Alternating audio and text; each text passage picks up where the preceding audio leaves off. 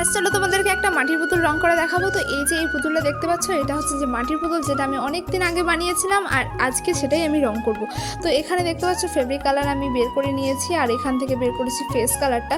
তো ফেস কালারটা খুলে দেখি এখানে অনেকটা রং জমে গেছে, মানে হাওয়াও ঢুকেছিল হয়তো কোনো রকমে, আর জমে যাওয়ার জন্যই আর কি মানে মুখটা লাগে না, আর সেই জন্য হাওয়া ঢুকে আরও বেশি শক্ত হয়ে যায়। তো এগুলো ভালো করে ছাড়িয়ে নিতে হবে, না তো পুরো রংটাই এরকমভাবেই নষ্ট হয়ে যাবে। তো এখানে আমি হাতের সাহায্যে যতটা পারলাম ততটা ছাড়িয়ে নিলাম, তারপরে এখানে ফেসটা রং করে নিলাম আর ফেসের কালারটা আমি স্কিন কালার রেখেছি। তারপরে এখানে দেখতে পাচ্ছ যে ফেব্রিক কালার একটা রেড কালার, যেটাতে আমি জামার রংটা করেছি। তো জামার রংটা বেশ ভালো ফুটছিল আর আমার বেশ ভালো লাগছিল। তারপরে এখানে দেখতে পাচ্ছ যে এখানে হাতটা রং করে নিয়েছি, পুতুলের যে হাতটা ছিল সেটা ইয়েলো করার পরে এখানে দেখতে পাচ্ছ চুলের রংটা করেছি, যেটা আমি পুরোটাই ব্ল্যাক রেখেছি আর ব্ল্যাক দিয়েই আমি কিন্তু চোখ দুটো এঁকেছি ছোট্ট ছোট্ট করে। আর এটা ছিল হচ্ছে যে একটা ছোট্ট কাঠি, তো এটা দিয়ে চোখ পুক করার পরে এটা কেমন লাগছে তোমরা কমেন্ট করে জানিও।